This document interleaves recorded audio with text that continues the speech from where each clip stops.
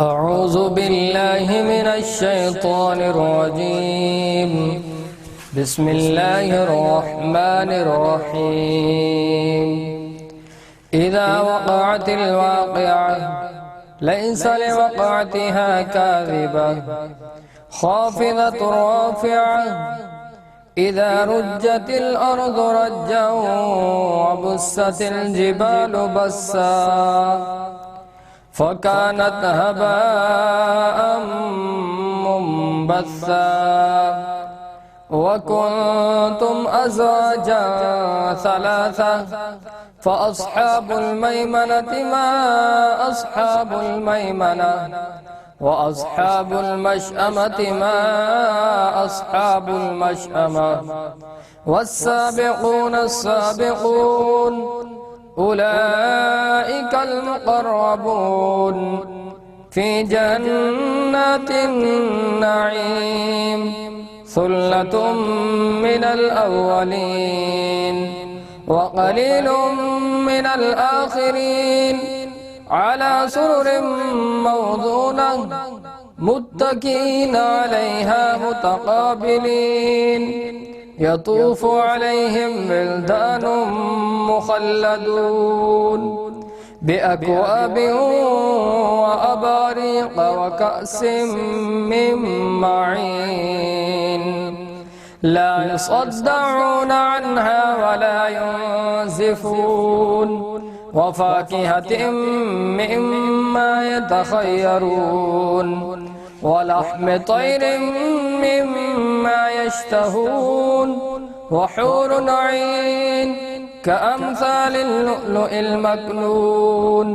جزاء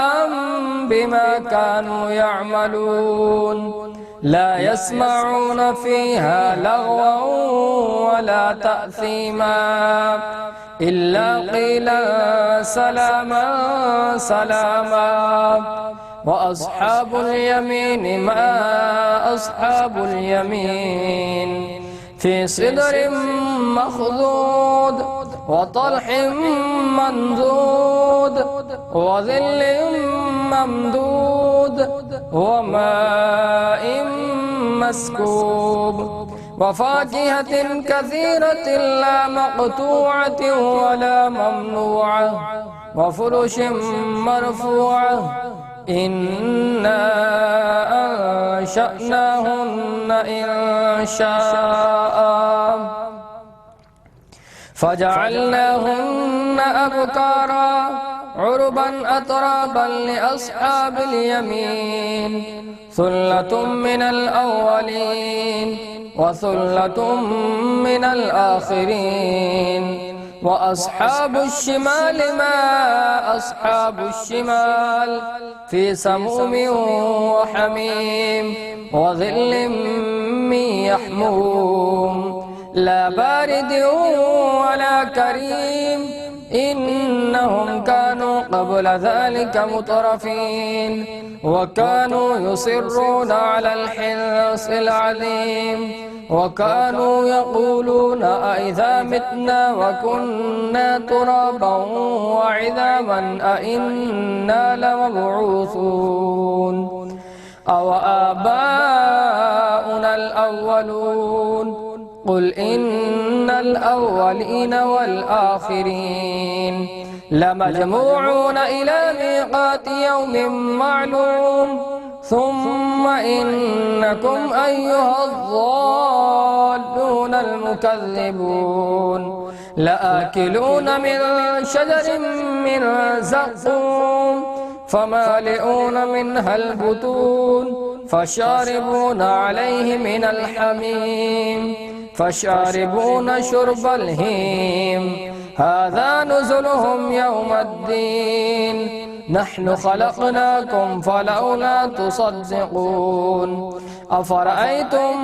ما تمنون أأنتم تخلقونه أم نحن الخالقون نحن قدرنا بينكم الموت وما نحن بمسبوقين على أن نبدل أمثالكم وننشئكم فيما لا تعلمون ولقد علمتم النشأة الأولى فلولا تذكرون أفرأيتم ما تحرثون أأنتم تزرعونه أم نحن الزارعون لو نشاء لجعلناه حطاما فظلتم تفكهون إنا لمغرمون بل نحن محرومون أفرأيتم الماء الذي تشربون أأنتم أنزلتموه من المزن أم نحن المنزلون لو نشاء جعلناه أجاجا فلولا تشكرون أفرأيتم النار التي تورون أأنتم أنشأتم شجرتها أم نحن المنشئون نحن جعلناها تذكرة ومتاعا للمقوين فسبح باسم ربك العظيم فلا أقسم بمواقع النجوم وإنه لقسم لو تعلمون عظيم إنه لقرآن كريم في كتاب مكنون لا يمسه إلا المطهرون تنزيل من رب العالمين أفبهذا الحديث أنتم مدهنون وتجعلون رزقكم أنكم تكذبون فلولا إذا بلغت الحلقوم وأنتم حينئذ